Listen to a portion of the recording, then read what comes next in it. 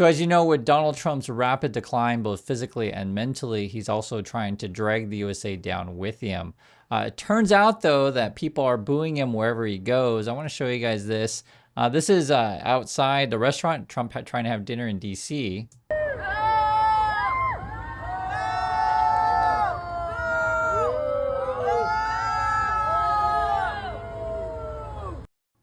And I think it's only going to get worse for Trump, to be perfectly frank, because the more his economic policies hit like so many people around the world, not just USA, around the world, he's going to be universally disliked. When I see this footage, and this has actually come out at the White House just about an hour ago, it feels like I'm watching a mafia movie. For reals, I'll show you what I mean. Just watch a little bit here. We have a safe city now. Good job. Did it in 12 days, but now it's almost a month. We have a safe city. So that's good. Enjoy yourself. You won't be mugged going home, okay? Have a good time, everybody. Yeah, I gave it to you. Nice stuff. I like the sites. Where's your family? They're back in Atlanta. Oh, okay. Say hello, bro. So that was the discussion. He walks in the restaurant again. It feels like I'm watching sort of mafia movie thing. Vance is there. Hegseth. They see Marco Rubio. Trump tells everyone, "You won't be mugged." And he's like, "Hey, where's your family?" And the first thing when I thought about this is like, you know, that when the mafia's like, "Hey, wouldn't it be a shame what happened to your nice family?" These kind of things, and you know, it's that kind of stuff that Trump is running. There were actually hecklers in the restaurant protesting. Watch this. They got really close. Enjoy your dinner. Thank you.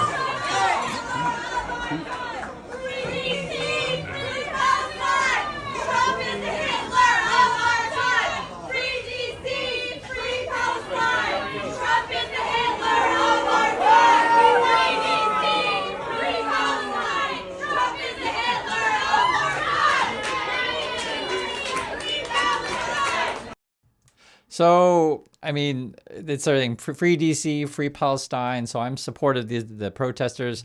I'm actually in shock myself because usually you can't get that close to the president, regardless of which president it is. I'm just like, is something going on with Trump's security? Are people trying to, I mean, they're right there. So that was my first reactions. I want to be clear. I'm supportive of the protesters, but I just said I was actually really surprised how close they got. You usually don't see that. But I think a lot of this, though, is a breakdown of just everything going on around Trump. And you can read that any number of ways. This is actually, we'll watch this. This is actually cargo ships in LA. Containers have ended up in the water and partially onto what looks like a barge there. Rich Prickett is in Sky 5 HD over the scene. Rich, what are we looking at here? Well, it looks like a large number of containers fell off a container ship here in the port of Long Beach. As you mentioned, this barge with a crane on it, it looked like it took the brunt of the force here.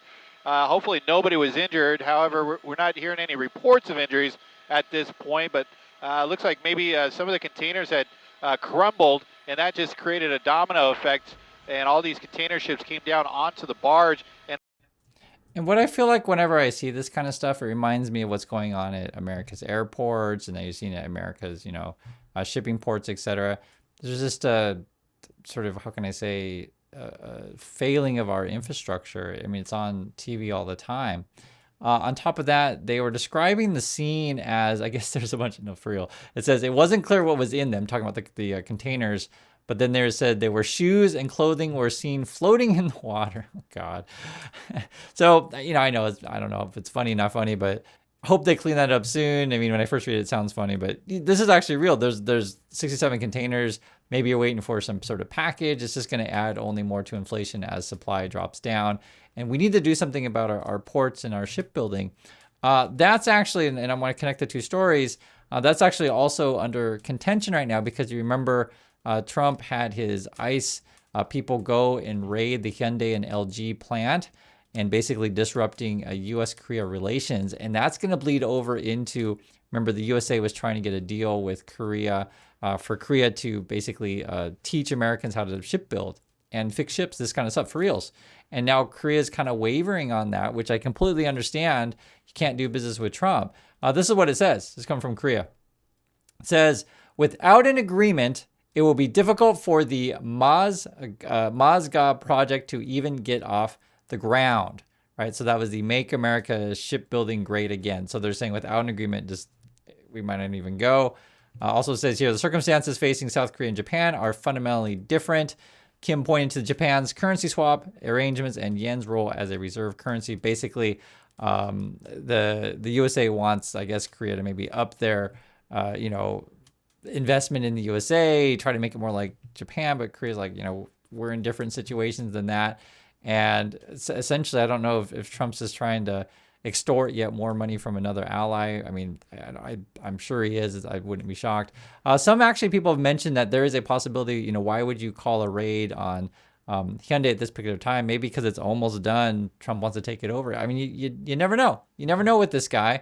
And so that's why I mentioned the while America's infrastructure is like literally collapsing, you saw it for yourself, we're also possibly not getting a deal or any sort of agreement with Korea, which is very, helpful to U.S. infrastructure. It's just, Trump is awful. To be very frank. I mean, you see it. And, if you want some good news, I'll share a little bit here. It looks like Democrat James Walkinshaw wins House seat in Virginia, special election. And then I think the Republicans now only have like a 2-seat majority in the House. So very, very slim margin there. And as they head in the midterms, I think, again, as more of Trump's economic policies completely fail so many people around the world, people are going to get mad. I mean, you'll see it with increase in protests, and you also probably see it at the polls, in my opinion. But it doesn't mean you can, just rest. You got to show up and make your voice heard.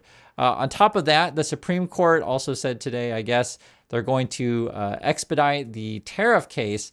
And there is a possibility of the $1 trillion refund happening. We talked about this before, right? And my understanding of it is the case theoretically could be decided before the end of the year. Theoretically, I mean, you don't know for sure for this kind of stuff, but they are going to expedite it because I think it is of grave importance that they do this stuff early. And we'll keep track on this one. On top of that, there was recently one of the justices put out a book and is basically saying, I don't belong to Trump for reals. And so, because some people say, oh, no, the courts are in Trump's pocket. Not necessarily. That's why I said you never know. We'll keep a track on this one. And then this is also something that's pissing off a lot of people now. I mean, every day it's something I know. And I can cry every day. I try not to, get over emotional on this stuff because I do want to, give you guys the news of what's going on.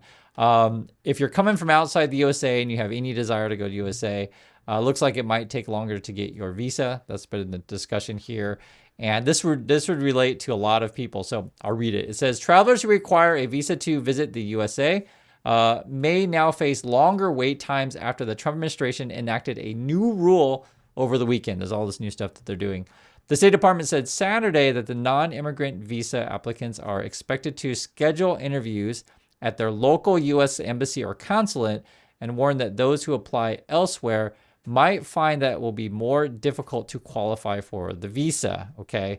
The latest requirements applies to tourists, business travelers, students, temporary workers, and other short-term visa seekers. So they're just requiring more interviews and more difficult. And the way that they say it, I think they worded it, you have to do it in your home countries, and I just had to go through, because that might be difficult depending on where you are in your particular situation, right? Just logistically may be difficult, or what if USA doesn't have, any good relations, et cetera, or what if they close down consulates? That actually happened to my wife and I. We made a couple of videos on this situation. It is really, really a hassle, and this was Trump's first time around. And actually, I'll just tell you the story that my wife and I got married, and we talked about going back to the USA. I went to the USA and tried to facilitate my wife's green card situation, but it was really, really difficult because Trump had closed down the office in Korea, so it was really hard to get any kind of appointments or anything. And already the U.S. system is slow, but the Trump people will just keep adding on more requirements and fire personnel, et cetera. It just makes it really hard. I'll just be frank on that. And there's any number of reasons why people would want to go to the USA or have business there. In my opinion, like the situation my wife and I are in, I'm just telling you our situation is. It was deeply frustrating. And, as I said, I'm full support of the protesters out there. I understand. And for people who have been in these places, like this is Chicago today, these are, really diverse cities, all kinds of cultures, all kinds of languages, religions, people from all over, and you can come together as one. And so I'm actually inspired when I see the makeup of Chicago. It's just all kinds of people, because sometimes the Trumpers act like that you know, can't get along with different types of people, but I'm just telling you, you can. Trump is trying to get Europe to put tariffs on India and China. I think this whole thing is so hard to keep track of. So he's saying, hey, do 100% tariffs on India and China. He's telling the EU to do that. We'll see how that goes. And then you also have this today. JP Morgan CEO Jamie Dimon says the economy is weakening. And I'm like, you think, right? So you guys already know this stuff. But it does matter.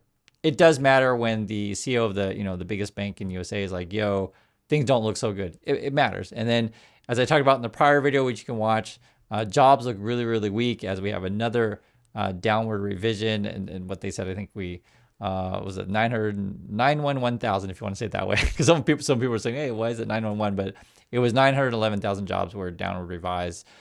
Basically, just things look really weak. The bet is that the Fed's going to cut rates to try to keep things going. But the problem is, you cut too much, you got an issue with inflation. So there's a high possibility we're looking at a stagflation situation or worse, meaning, you know, very little growth, high inflation, high interest rates, high unemployment, because I just don't think they can lower the interest that much. And honestly, the interest rate isn't even really that high now. So, you know, Trump wants it to go down to 1%, which would be a complete disaster. Then you'll get inflation completely, you know, skyrocketing out of control. It's just, we need to get someone competent in office. And I think that's the easiest way. And we need to get more adults in the room. So that's my thoughts on this stuff. Please stay safe out there. And I guess from Trump's advice is you won't get mugged and be careful. So that's it. And I'll catch y'all in the next video.